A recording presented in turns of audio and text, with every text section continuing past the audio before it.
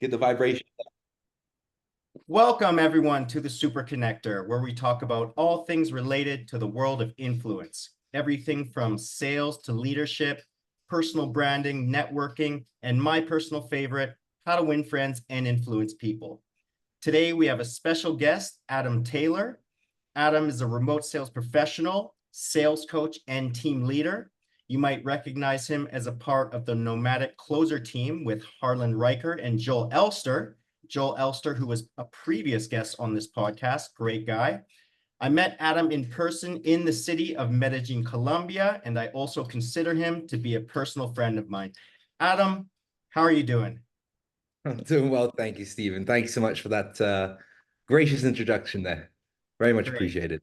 So, first things first, your birthday was not too long ago. So, It happy was. birthday. Thank And you.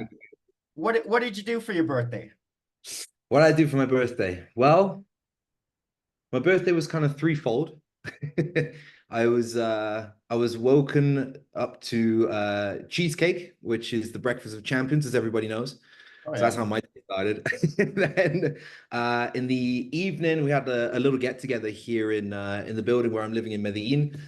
There's an awful lot of people in the sales space, but also a lot of personal friends and business partners, acquaintances that are living here in Medellin. So we had a gathering of about maybe 30, 40 people up on the roof here at Kin Living. Oh, wow. Yeah, so we had a little get together. We had a couple of drinks. We had a live sushi chef come in and do a little sushi show for us. We had a birthday cake as well to cut, and so we just had a kind of a little nice little quiet evening on the roof.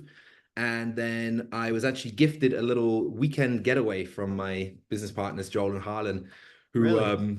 they gifted me a little cabin in the woods just outside of Medellin just this past weekend. So I was there from Friday till Sunday, out by the lake, had a jacuzzi, barbecue outside, a little fire pit overlooking the lake. It was gorgeous, mate. It was perfect. Exactly what I needed. That's incredible. Usually I just get a birthday cake with my mom and my brother, but eventually I'll get something fancy like what you got. Yeah, you get a little pat on the back. You didn't die again this year. Well done. Exactly, right? Exactly. All right. So, well, I mean, a lot of people watching this video will know who you are, but either way, would you mind giving us a brief introduction of your history in sales and leadership and explain exactly what it is that you're doing right now? Yeah, of course. So for those who don't know me, my name's Adam Taylor. I got into sales around 3 years ago. I lost a business through COVID, as many of us did, and found my way into the world of high ticket sales. From there, ran the gambit. I did the whole closing, setting, DM setting, did that for a multitude of different offers.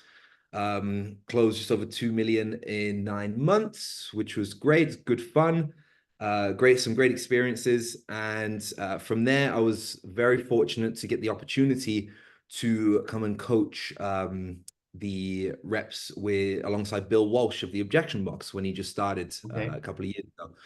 So I was very fortunate to be the first man in the door with Bill to really just kind of see the growth and just be mentored and be taken under his wing those first sort of 6 months that we were together. Phenomenal opportunity that I'm very, very, very forever grateful for. And from there, I was approached to manage a sales team, which is something that I really wanted to do.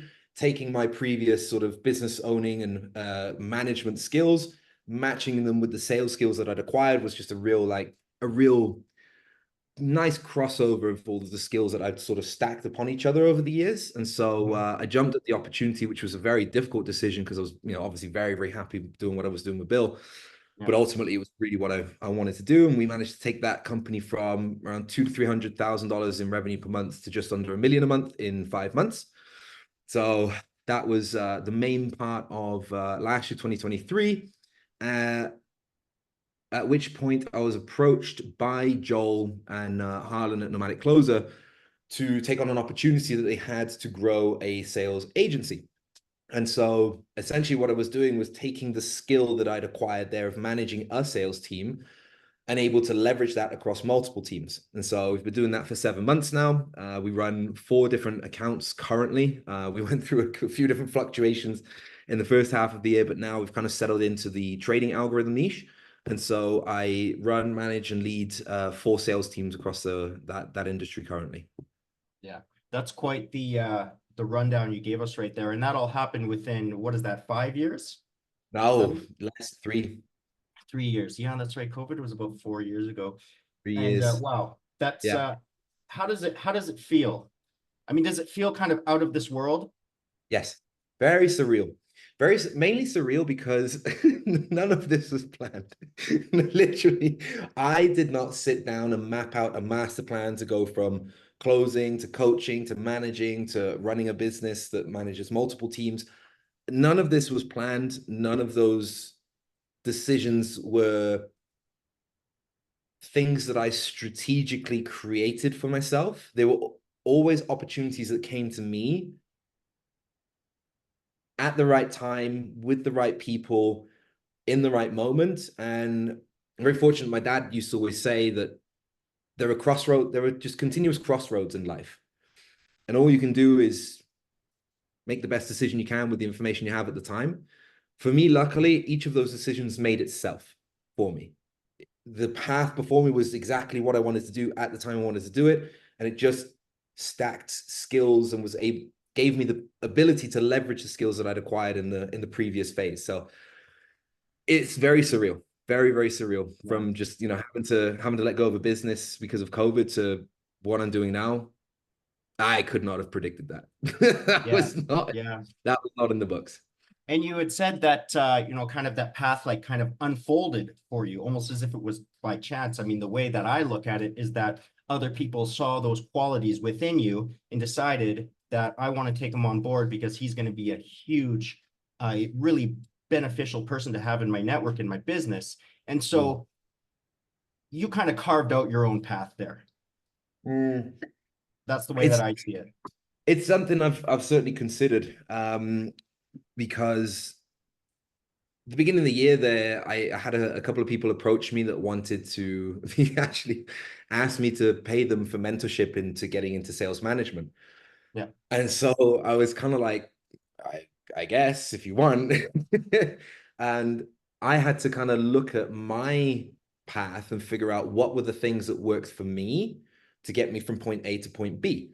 And because Yeah. they weren't planned or they weren't strategized, I had to then just reverse engineer. Okay, well, why did I get those opportunities and not the other guy? Why did it seem to be me? And so I kind of had to break that down a little bit. And I do feel that right place, right time, definitely an element of that. But also, I feel that everything I've ever done, I've always come with the giving hand first. I've always just really poured into whatever it was I was doing, Yeah. even if it wasn't necessarily the thing that I wanted to be doing. I just poured into it anyway because you got to do something during the day, right? You got to Yeah. do something between waking up and going to bed. You got to get something done, and so you might as well do the thing that's in front of you. And I think that I think that attitude has helped tap into the law of Yeah. reciprocity, sorry, Yeah. reciprocity, where as much as I was giving, the universe was giving me back. Yeah. And I do believe there was an element of that. If I could bottle it and sell it, I'd probably be a millionaire. So Yeah. That's right. Billionaire, maybe. I mean, it maybe. sounds like people trusted in your ability to perform and probably integrity as well. That's what it seems like to me, at least. Yeah. Yeah, potentially. There's been times that trust was it was placed on me and I had to go out and earn it because I Yeah. there's definitely been times I've been in an opportunity where I probably was. Alex Hormozy has a good analogy for this. He likes to hire people that have won a gold medal rather than have the potential to win a gold medal. There were Okay. times where I was granted opportunities where I was certainly the guy that had the potential to win the gold medal, but I Yeah. certainly haven't done it yet. And so I'm, forever grateful to the people that have given me those opportunities. But yeah, there's been some scary times as well where I've thought, oh, I hope I Yeah. can pull this off. I hope I can It, pull this off. it's a little bit easier when you have won a gold medal, as opposed to convincing someone that you have the potential to win it. I mean, that's really the tricky part, isn't it? 100%. It's like 100%. Yeah. it's almost like if I could show up for a job that I'm completely unqualified for and I can just nail the interview so good, okay, then I have the potential to win a gold medal. Yeah. Now you got to go out and get the job done. and that's Exactly. it. And that's the thing I've Exactly. always tried to pour myself into. And Yeah. hopefully for anybody watching and listening, if you ever feel any internal resistance to whatever it is you're doing, there's a great book by Michael Singer called The Surrender Experiment, and it basically details about his life story where he very much by accident created a multi-billion-dollar company. By accident. And completely by accident. He never planned it. All he did was every single opportunity that kind of came knocking at his door, he surrendered to. He surrendered to the opportunity. He surrendered to the work that needed to be done. He surrendered to whatever was put in front of him. And it just grew. And that surrender, I think, it did stick with me a little bit, the lessons from that book, because sometimes you have some form of internal resistance. You might be in a work environment where by our very human nature, 80% of it is great, but there's 20% that just annoys you. It just pisses you off. You don't like it. You wish it were different. And by our very human nature, we then focus in and hone in on those 20%, right? Yeah. So what we do is that we then pour energy and attention into it and expands into feeling like that's the 80, 90, 100% of the job when it's actually not. And so I think if anybody's feeling any internal resistance to where they are, the offer that they're selling on, the job that they're doing, the work they're in, the environment they're in, I would encourage them to just relax into it, just surrender into it and pour everything they can into it without ever expecting anything in return. And the universe will give it back sevenfold. It's worked for me. And there's countless of stories of other people, of it working for other people. And it's a much more enjoyable process as well, because it's not fun to be stuck in resistance, but it Yeah. is fun to pour into shit and just be like, fuck it, let's just do the best we can. Why not? Yeah. And I hear more and more from you what I would describe as just being a person that constantly offers value or constantly has value to give. And like you said, without the expectation of things in return. And part of the reason why I decided to open this podcast is because I realized that it was such an efficient way to offer value to people Mm-hmm. without having to overextend myself. Because Mm-hmm. I could bring other people on. They have people that they want to inspire. I brought Joel on. Joel encouraged me to bring you on. I met you down in Medellin. Like, look at all of the things that came out of this. And it's uh, simply from the necessity of knowing that we need to offer value to people. And then, like you said, the universe kind of provides after that. And I think Yep. people can tell that we're genuine when we do that. Yeah. 100%. I'll just tell a quick story just to drive this home and where I actually learned this, because I do believe it's a skill. It's a learned skill. Okay. There's a conditioned learning to giving that expects to receive from school, from upbringing, from childhood, to where maybe we gave, we didn't get back, and we were expecting it. So now we're upset about that, which just only reinforces the lesson. Well, don't do that again because that hurt. Yeah. And so there's a conditioned learning there. I have one of my best friends. He's a guy from Paraguay and he lives in Germany. And he is by far and away the most giving person I've ever met in my life. He has a saying, they have a saying in Paraguay, donde come uno, comen dos, which means where one can eat, two can eat. And so he would always, it took me a while to notice this. If he was ever eating anything, he would always instinctively break it in half and just hand me a piece. He Mhm. wouldn't ask me, just in conversation, he wouldn't, without thinking about it, he would hand me a piece. He would, if he had something to drink, he'd just give it to me. If, it was on a plate, he'd get a second plate and without even thinking, he was always doing this. And I never really noticed much, never really took much notice of it. What I did notice though was this was one of the most luckiest guys ever. He would constantly find money. He was always finding 50 euro notes, 20 euro notes, just on the street, under benches. It was wild. Yeah. He was constantly ordering stuff off the internet and then two would turn up at his door. It happened on Yeah. four separate occasions and four different orders.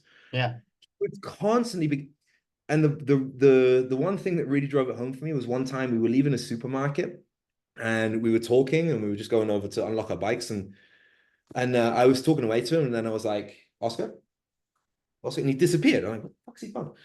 And I looked back and he was stood by the door of the supermarket talking to a homeless guy that was always there. Yeah. And he was handing him a bag of nuts and a bottle of water. And he was like, hey, senor, how's it going? This, that, and the other. He's like, oh, yeah, not too bad. He's like, hey, where's Emily? And he's like, oh, Emily, I don't know. She ran away. I can't find her.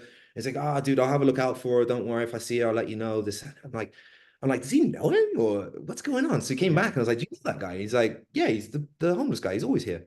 I was like, "Well, like, how do you, huh?" He's like, "Dude, that guy, like, he used to be the road manager, the roadie of a rock band in the 80s, fell into heroin, all this kind of stuff, lives on the street." I'm like, "Who's Emily?"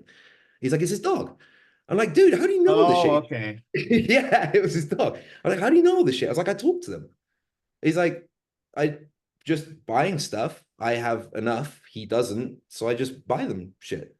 I was like, "Where did you learn that?" He said, "My dad." He said, "If my dad had 50 pesos, he'd give someone 50 pesos."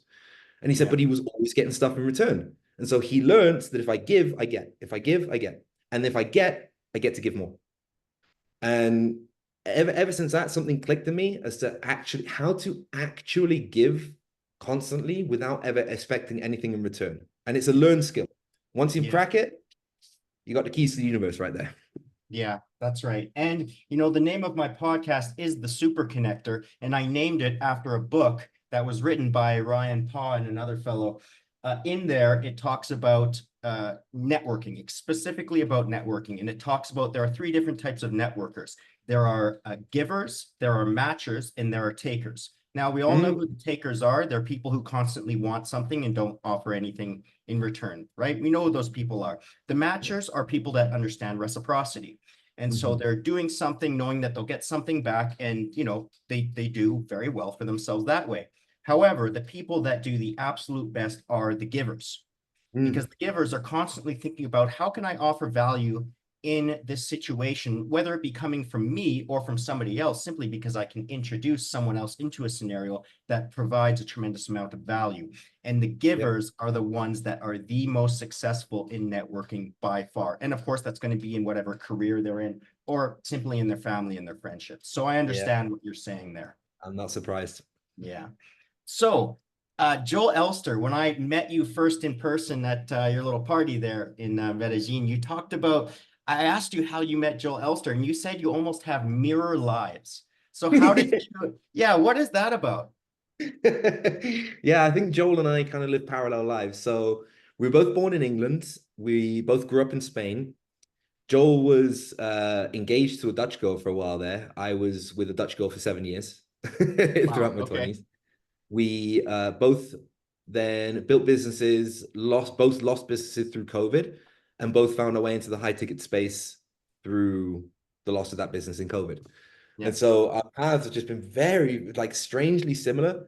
And if we ever turn up anywhere, this happened literally just last week. We went to go and see a potential house for season 2 of the Nomadic Closer house. Oh, yes. I'm going to ask you We about went that. there. Yeah, we'll get to that. And we got there, and the owner of the house immediately assumed that we were brothers. We got separated at one point. He's like, "Where's your brother gone? Where's your brother?" And I was like, "No, that's my partner." It happens all the time. People think that we're Yeah. brothers, so there must be some something there, maybe some in a past life. I don't know, but I think with Joel and I and Harlan as well, we all got to know each other in the objection box. So I was Yeah. coaching in the objection box. Joel and Harlan came in as students in there, and we just hit it off very, very quickly, very easily, because I think we just had very much aligned energy and aligned values. We Yeah. both looked at the world through similar eyes, through similar lenses. We like to treat people the same way. We like to think Mhm. about how we can help people the same way. So we're just very aligned in energies and values. Okay. And I think that's a lot of the success that we've had as a business partnership as well. Yeah. And you're both rugby players as well. I'm wondering if you had the same Oh, position. Joel's never played rugby. He's Oh, too really? soft. No? Oh, okay. Yeah, Joel's a lover, not a fighter. Okay. You've been a No, rugby player your whole life, though. I believe you told me that, right? I'm yeah, trying to imagine what position you were. I know you probably. I'm thinking maybe you were a back, maybe you were a flanker or scrum half. flanker. You were a flanker. Okay. Yeah, All right, there we opens like go. flanker. Yeah, so got the ears a little bit there Oh still. yeah. Okay, I Little see it. ears, the crooked teeth that got smashed Yeah. in, Okay. the Oh, fingers. close. I can only count to 2.5 on that hand. You see. Yeah. Yeah, I was a flanker as well. It was a tough Really? position though. Yeah, it was a Yeah, tough position. Yeah. the best, mate. So yeah. how was Nomadic Closer formed? Because Nomadic Closer just came boom. It almost seemed like it came out of nowhere and it was just Hmm. exploding. And you guys really focus on personal branding because you understand how valuable it is. But Yes. like where did it come from before everyone knew what Nomadic Closer was? How was it formed? How was it created? Yeah, so Joel formed Nomadic Closer a good 2 years ago now, back in 2022. I remember I was actually living in Amsterdam at the time, and we were messaging because we used to always just kind of like message and just see what's up and what's going on. And he'd been in a little plant ceremony, and he'd had a little vision there. Oh He yeah. was a little stuck, a little bit lost, not quite sure which direction to take things, and Mhm. he had an experience that just said, "Listen, man, you're a nomad and you're a closer. Let's put two and two together here. You love networking. You love creating communities. He's got a long history of that. He's built very random Facebook groups to big numbers in the past Really? through what was the one? It was to do with overcoming fears. I think I remember. Anyway, I'm That getting sounds sidetracked. like such a Joel thing to do. Yeah, yeah, yeah. Because Someone he not a used to, fighter, yeah. as a kid, he used to stutter terribly. He was deadly afraid of talking in public, and so he's someone that you wouldn't recognize if you see the Joel of 10 years ago and the Joel of now is just a completely different person. So it's just a testament to his willingness to grow and his willingness to develop himself, which Yeah, is something that I love about him, I think something that we share. But yeah, back 2 years ago, he had a vision to where he loves building communities, he loves connecting people, he loves people. He's a nomad, he's a closer. The name just basically just popped out of nowhere, Nomadic Closer. yeah, And what he did to begin with is he started a Facebook group. He said, "Hey, let's just get a bunch of closers who are nomads together in a room, and let's just see what happens." So yeah, he created the group, and what happened is that closers would apply to get into the group, he would let them in. Business owners would apply to get into the group, and he wouldn't let them in. But he would reach back out and say, "Hey, what are you looking for? This, that, and the other." And they said, "Oh, I was looking for a closer." And he was like, "Cool. Like, what are you looking for? I'll maybe, see if I can refer a couple of people." yeah, And out of that started a recruitment and placement business, which is something that we still do to this day. yeah. From there, he partnered up with Harlan a good year and a half ago, I think. Yeah, about a year and a half ago to really start building and operationalizing that side of the business.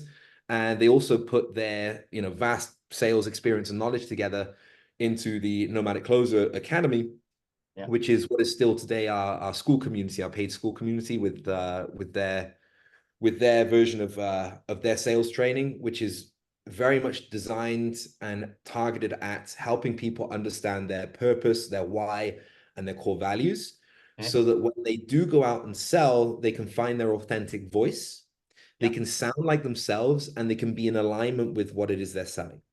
And so probably one of the biggest, I think, hurdles in a closer's career is finding alignment with the offer that they're selling and Yeah. the style with which they're selling. If there's misalignment with what they're selling, their results will show it. If Yeah. there's misalignment with their sales style, their technique, their tonality that they're trying to sound like their sales trainer, which we unfortunately see a lot in this industry, Yeah. then their results will suffer because they're just trying to be someone they're not. And so Yeah. our sales training is very much aimed at helping people get into alignment with that and learning how to sell in a way that is truly themselves. And so, we've had messages from people that have been very complimentary and almost very surprised when they've got into the school community and found that the sales training sounds nothing like anybody else's out there. Really? Okay. Yeah, the big assumption was, oh, they're just going to copy Bill's stuff, they're just going to copy Jeremy's stuff, they're going to copy Cole's stuff and just put a bit of Yeah. a Frankenstein thing together, and that's just not the case, and because they're not stupid, right?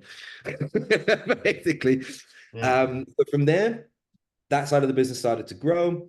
And then end of last year, they had an opportunity to start building and managing sales teams for multiple offers, which is when they approached me to be able to kind of leverage my skill set and experience from managing the one offer I had been, and then put that into the agency. And so now we have the Nomadic Closer done for you growth firm, essentially, where Okay. we I see. where we scale, we manage scale, and run sales teams completely done for you and hands off. And that's essentially what we do. That's awesome. That's awesome. Yeah. And now, a question which is an exciting one for everyone watching, for both you and I, the Nomadic Closer house. Now, first, let's talk about season one, because I was so impressed when I saw. I thought it was going to be a reality show. I mean, when I first saw Nomadic Closer, I thought, are there going to be episodes? Like, are there going to be 5-minute episodes where they, that's what it looked like to me. It was like Big Brother, but the future of Big Brother and the Nomadic Closer House. And so I was Yeah. very impressed when I first saw the advertisements for it, I guess what we call it. So what was season one like? Can you tell us about your experience there? Wow, season one. Firstly, it was an awful lot of fun to put together. So from idea to the first guys landing in Medellin was 8 weeks. And so obviously Joel and I had the thankless task of going and doing all of these different activities and finding out, which of the activities that we wanted to do, which ones we didn't want to do. We had to, we had to go through the whole helicopter ride and going wakeboarding and shooting guns ourselves to get the content, but also to kind of find out the activities. So that was an awful lot of fun. But what was more fun, I think, was putting together something that we would have desperately wanted and in a way almost needed whilst when we were closing and Yeah, being nomadic closers. yeah, So we really got to create exactly what it was that we would have wanted, and we knew it was going to be good. I don't think we were prepared for it to go so well. we yeah, we assumed that there were going to be an awful lot more problems, and it went off almost without a hitch. We were incredibly fortunate with it. We had a great bunch of guys as well. We got 7 guys down into a house down here in Poblado for the month of April. And I if I were to speak for the guys, and I've heard some of the testimonial videos that some of them literally made me tear up actually, yeah, is that it was transformative. It was transformative to them. And if I think back to the first day when they arrived, because 5 of the guys were from Canada, and so they were yeah. arriving in April, white as a sheet, Stephen. Like they, I know, I'm Canadian. looks, I know. it looks so unhealthy, bro.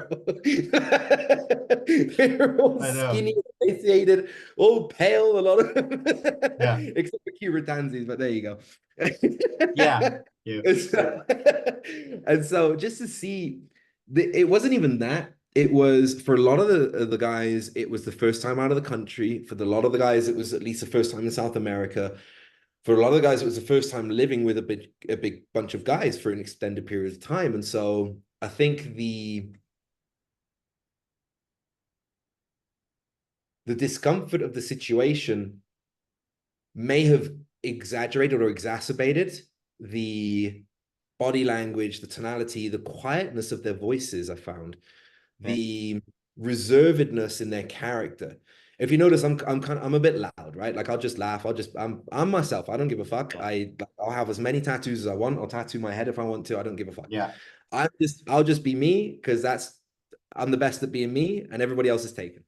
But I did notice with the guys that there was a tremendous amount of sort of reservedness in their character and their personality of not wanting to be too loud, not wanting to stand out, and it's human nature. But if I think from that moment to the 4th week to when everybody left, the hugs, the smiles, the laughter, the relaxed nature of everybody just being able to be themselves, that was really, really warming for me. Because it wasn't just about getting better at sales. It wasn't just about doing cool shit on the weekends. There was a real, palpable, noticeable personal growth in a very short period of time of just 4 weeks. yeah, And so that was probably the most rewarding thing I've done. Hold on. That's probably top 3 of the most rewarding things I've been lucky enough to be a part of to date. yeah.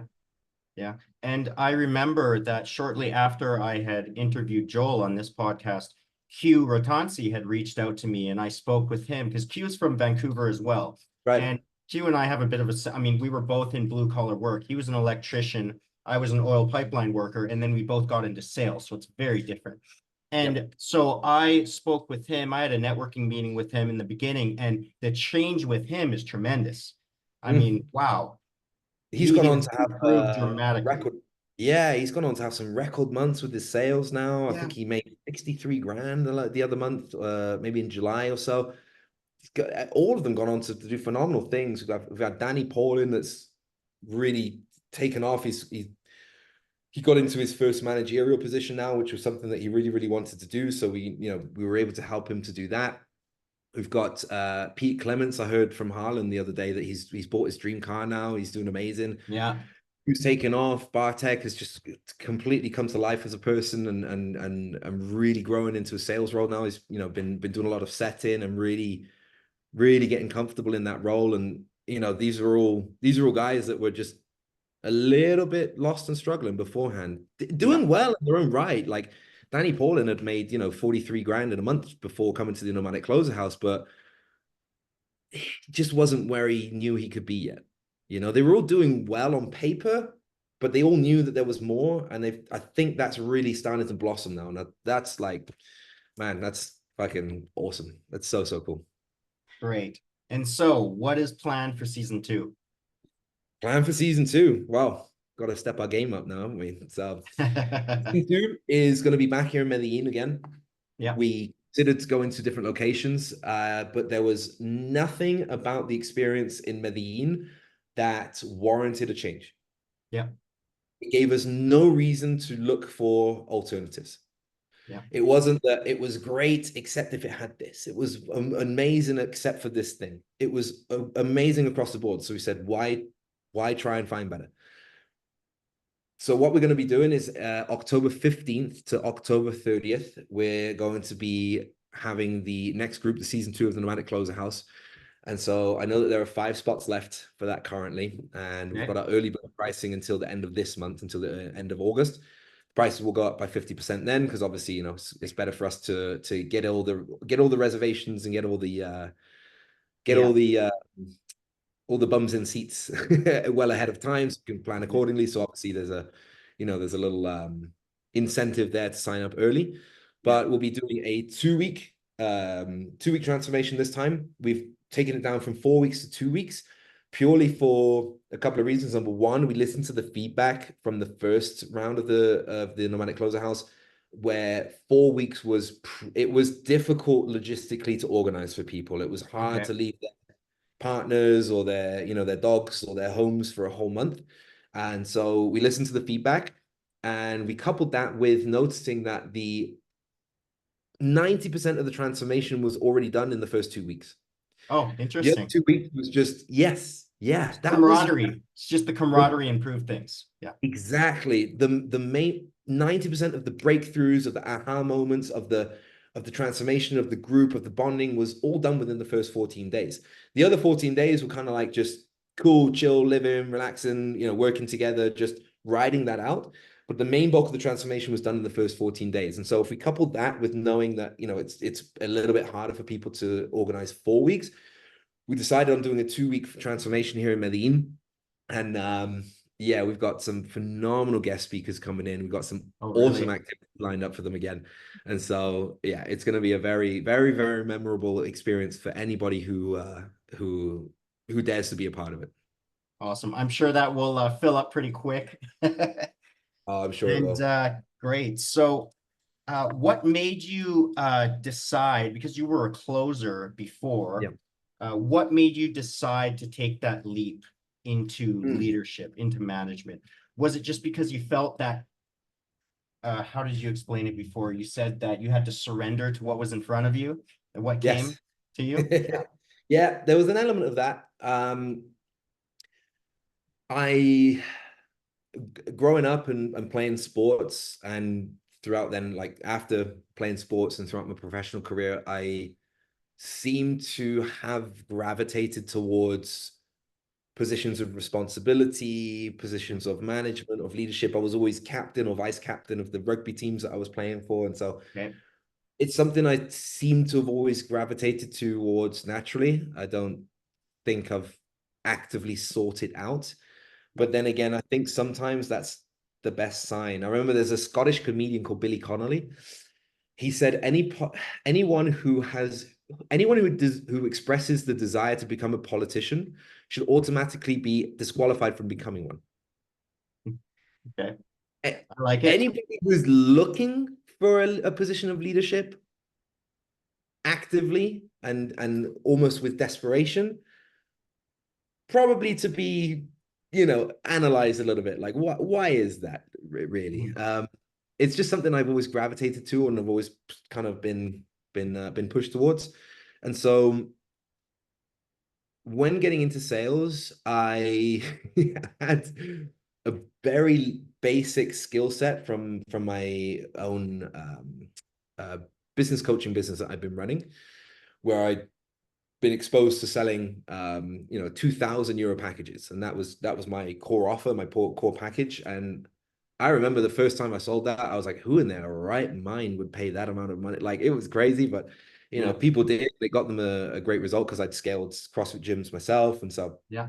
I knew exactly what they needed and how it was going to work. But initially, 2,000 selling something for 2,000 euros was like, whoa, okay. So I got to figure out how to do this. So I did a little bit of sales training, and so I took that into my first opportunities. But then I found out pretty quickly that I needed more. I need to understand it more because then I was selling, $35,000 packages, and I Yeah. need to understand more about human behavior, psychology, Yeah. sales, just basic word tracks, how to handle objections, etc. And so I really went on a quest, and I'm a little bit like this as well. I'm a little bit obsessive. Yeah. I just went on a quest to absorb every single piece of information I could on the internet. Yeah. I did this when I got into CrossFit. I probably watched every single CrossFit video that ever existed at the time. Um, when I was a little kid, I bought myself some juggling balls once, Yeah. and that's all I did for 2 weeks. My mum couldn't get me to. I wouldn't do my homework or anything, and so getting into sales, I tried to just download as much information as I could and just test it out on the calls, find out what worked, iterate on what didn't. And so I think through that, I had a good, not just practical, but also theoretical understanding of sales. Okay. And I was able to kind of break things down and explain it to other people. Whereas somebody who is maybe more of a natural, in quotation marks, salesperson may not understand always what they're doing and why it's effective. And so the example I always give is when I was running my CrossFit gyms, somebody who had got a muscle up on their first attempt, where you on the gymnastic rings and you go from kind of hanging to like over the rings. It's That's quite a real technical tough. movement. Yeah, it's a very technical movement. But there are people that kind of like they just see other people do it, and I was one of them, right? I just kind of saw people doing it. I watched a couple of videos, and my first attempt, I got it. Then there are people that took 6, 9, 12 months to get their first muscle up. They had to do all of the progressions, all of the technique, the technical drills, all of the stuff with the rubber bands, and eventually they get it. Those people were always able to teach the muscle up a lot better than the person who got it on their first attempt because they'd Wow. had to break it down. They had to understand it into its finest little detail. And I think that my advantage coming into sales was that I wasn't particularly gifted at it at all, but I really wanted to master it.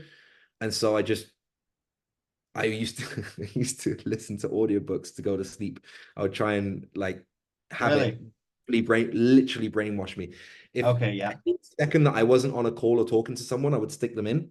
It was actually Alex Hormozi's Gym Launch Secrets audiobook. And he had a chapter at the end which was objection overcomes. And I just would listen to it as Grant Cardone had one as well with all the different objection Yeah. overcomes. I would just try and brainwash yourself. So when the opportunity came to work with Bill, I jumped at it because I felt that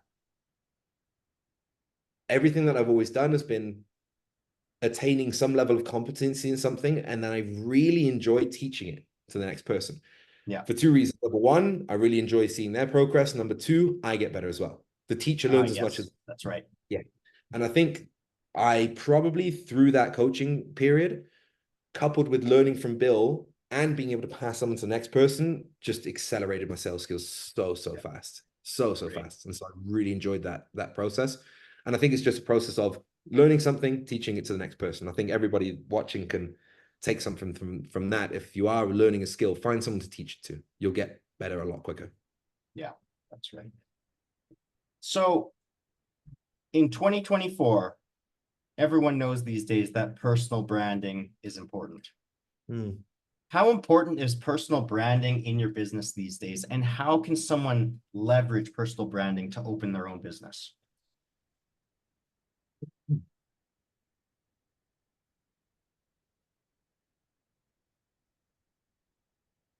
I think personal branding is important as long as you know why you're doing it. And I think the main reason, the most important reason that anybody can start on any sort of personal branding journey is not even necessarily with a particular business goal in mind, not necessarily with a particular financial goal in mind, but just with this thought. This is the thing that really kicked off personal branding for me. I can't predict the future. There is an incredible amount of uncertainty around the future. Yeah. The only thing I can say with absolute certainty is that right now it is August 2024, and in 12 months' time, it will be August 2025. That I can say with absolute certainty. Yeah. What happens in between, I have no fucking clue. Yeah. But that time is going to pass anyway. Yeah. It's going to pass no matter what you do. Whether you have remained in obscurity and hoped and needed to leverage your own personal connections, which are by its very nature limited, to open up opportunities, to solve problems, to find new career paths, or whether you will have made your personality public Yeah. and open to the world and connecting with people that you wouldn't have otherwise connected with, at the supermarket or your next door neighbor. You're going to open up more opportunities for yourself. You're going to be able to leverage more opportunities. And you're also going to have something that you will always be able to fall back on. So my dad, for example, he was by trade a bricklayer, and so he worked up, and he used to manage big building projects That's eventually. rough work, man. Bricklaying. Oh yeah, That's yeah, really yeah. tough work. In England as well, Yeah. where it's cold, it's wet and rainy. Yeah. Yeah, tough son of a bitch, my dad. But he was a bricklayer, and so growing up, he was taught to acquire a trade: bricklaying, plumbing, Yeah. plastering. And the reason being, you could always fall back on it. You could always find work as a bricklayer. That was what he was taught. Nowadays, the thing that you can always fall back on is your personal brand. Because if you have a following, you have people that know you, that like you, that trust you, that understand what you stand for, what skills you have, what your interests are, they get to know your personality, you will be able to fall back on that following, those people that you have built a virtual connection with, which is always by its nature going to be larger than the connections that you can make in person. And Yes. so that for me is just the meta of personal branding. I wouldn't even start it with a particular business goal in mind because those things are my Instagram has gone from me being a CrossFit athlete to me being a CrossFit gym owner to me being a CrossFit business coach to me being a closer to me being a sales coach to me being running to be me being a sales manager. Do you think anybody's looking at my Instagram thinking this guy's fucking crazy? Like I'm gonna unfollow him. Like he can't can't make up his mind what he's doing. It's No, way you too just interesting. It's way too interesting. exactly. Yeah. What the fuck is he gonna do next, right? Yeah. Maybe there's an element of that, but it doesn't matter if you change your mind about something. It doesn't matter if you change your interest. It doesn't matter if you get into boxing one day and you're into, fucking gymnastics the next. It doesn't Yeah. matter. That's just you. Those are just the Yeah. things that light you up at the time, and you will always vibe with the people who that thing also lights up. And so I think for me, that's when it really clicked with personal branding. Time is going to pass anyway. Yes. Will you allow it to pass having posted one measly little thing a day, one measly little thing a week to let the world know about who you are and what you have to offer? Yeah. Or are you going to remain in obscurity and have to rely on that small group of friends that you have, which is by its very nature limited? And the first time that I got approached for an offer from a stranger on the internet who had seen my content was the day it clicked. I was like, I will never stop doing this now. Yeah. Yeah. It's interesting. The first time I improved my personal brand, it was strictly for dating. It was just putting good photos of myself on Instagram, and hey, it worked. And then Yep. after that, when I decided to open up this podcast, I didn't have any intentions of monetizing it, and I really still don't. I just wanted to open it to see what would happen. And then now Right. I'm putting up, I'm documenting my boxing journey from zero. Right. It's my Amazing. zero to hero story. And Yeah. you'll see me and I'm trying to hit the punching bag and I'm completely missing it, but I'm getting better day by day. And it's just so much fun. Again, I don't have any intention on monetizing it, but it's just so interesting. And also, I have to look good. So I have to be interesting. So I force myself to do more interesting things. I'm going to be jumping out of a plane one day or doing mountain climbing or something. I don't know what's going to happen next, but I set the ball in motion. So I have to keep going. I love it. And I have to say as well, I've been watching your boxing progress because I like boxing. I do a little bit of myself, by no means an Yeah. expert, but I like a little bit of boxing myself. And I've been watching along and I've been really enjoying it, man. I can see you keeping your hands up more as well Yeah. now because you had a little bit Yeah. of a tendency to drop your hands when you were throwing punches, right? And I Yeah. can see you keeping them up now. I can see you progressing. I've never commented on a single video. Mhm.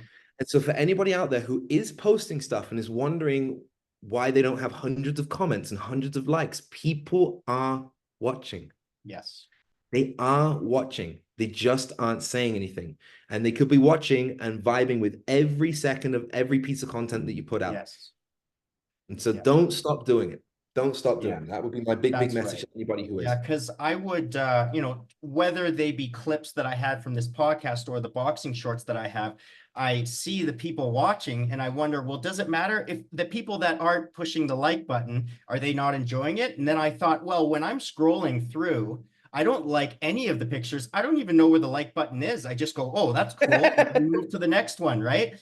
And Yeah. then it's interesting because I started getting these guys with big cauliflower ears, random people messaging me saying, "Hey man, you only started boxing 24 days ago. You're doing awesome." So it's Yeah. pretty cool, man. It's pretty Yeah. cool. And don't discount the dozens or maybe even hundreds of people that are watching that are thinking the same thing. They're just not saying it. And you're Yes. still having an effect. You still make my day when I see those videos and I see how much I'm like, fucking hell, like he's getting better already. I can see Yeah. the technique coming. I'm enjoying it, but I haven't commented on a single one. And Yeah. so I'm sure that dozens and maybe even hundreds of others out there. So for Yeah. anybody watching, don't stop posting content. Just be Exactly. you, Don't stop show your posting. life, It's and all it'll about make the you consistency. It's about the consistency. exactly. And Yeah, that's the eventually you're medicine just that we gonna develop. see those analytics. They're gonna be kind of like this, and then all of a sudden they're just gonna take off like Yeah, that. yeah.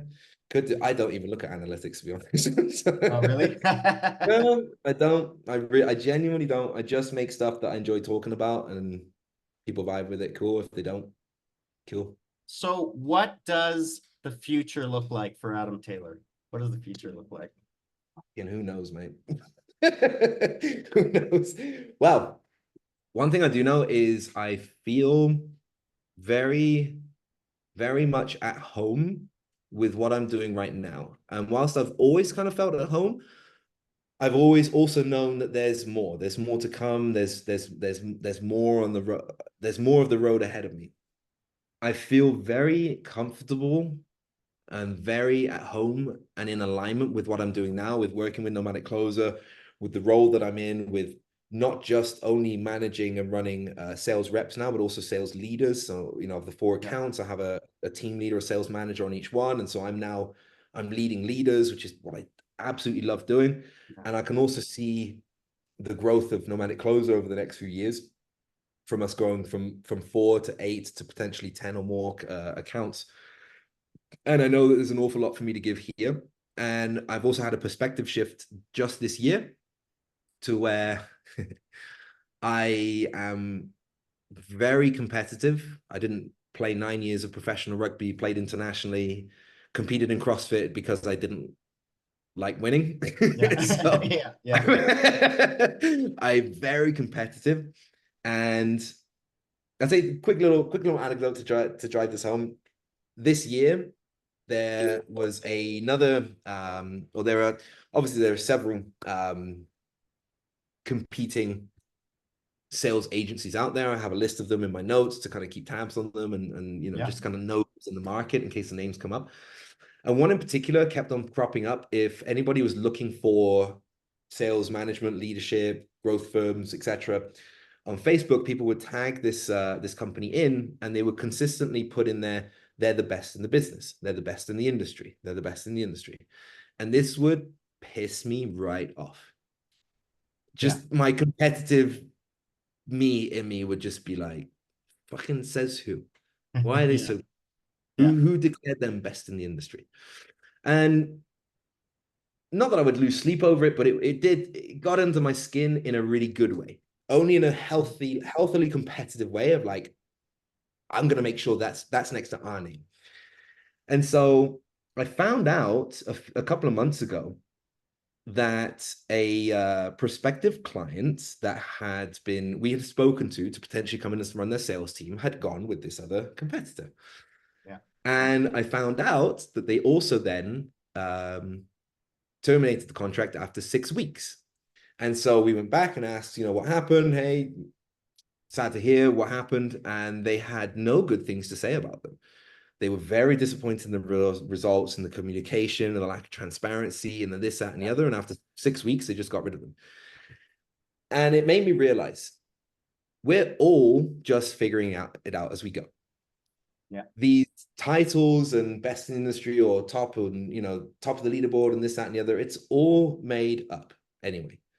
And it made me realize I don't need to beat anyone at all, or even now. We've been a sales agency now for 7 months. Yeah. Who am I kidding that people are going to put us as best in the industry after 7 months? There's Yeah. an arrogance to that. And Exactly. so it made me realize I don't need to win anything right now. I'll just win in 3 years. I'll win in 5 years. I don't care. Yeah. And I can see the growth and trajectory, the personal growth for myself, for the company, for Joel, for Harlan, and for all the reps and the teams that we manage. I can very visually see how much we can grow together over the next 3 to 5 years. Yeah. And so I have said to myself, this is what I'll be doing. I won't be chopping and changing anymore. I'll be doing this for the next 3 to 5 years minimum. And then who knows? But I'm very comfortable in what I'm doing. We will be growing Nomadic Closer. We will be continuing to scale sales teams. We'll be continuing to create ethical and enjoyable sales environments for Nomadic Yeah. Closers to thrive and for businesses to also scale to offer their services to more people. We'll be doing that with integrity, altruism, and excellence, our three core values. And we will be continuing to run Nomadic Closer houses. We have big visions for that as well to Yeah. eventually have a Medellin house, a Cape Town house, a Mallorca house, a Mexico house, and have members of our community be able to stay there for 3, 6, or 12 months at a time. Yeah. And so these are all big, big visions that we have that I'm super happy to just sit in the saddle, just sit in my seat there in the corner and just plug away at day in and day out for the next few years. I'll be very happy to do that. Awesome.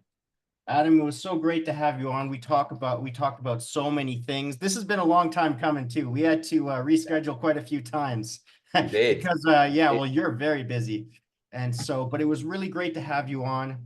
I had Joel on before, I had you on. Maybe I'll have Harlan on in the future. You should, mate. You should. Yeah, He's got a hell of a story behind him. Get Harlan on and get to tell him his his backstory. It's yeah. very He's got a inspiring. hell of a beard too. Yeah, I'm trying to keep up, man. It's a bit of a prerequisite for Nomadic Closer. So Yeah, it seems it is. Well, Adams, thank you so much for coming on. This has been one of my favorite episodes, and I'm just so glad that I'm putting more content out. I'm going to continue with my boxing experiment and see where it takes us. And yeah, this was awesome. yeah, So I guess we'll thanks. just wave goodbye to the audience. Thanks for coming on, Adam. We do. All Thank you right, so much for take having care, me on, Steve. everybody. Yeah, All right. Catch you all later. yeah.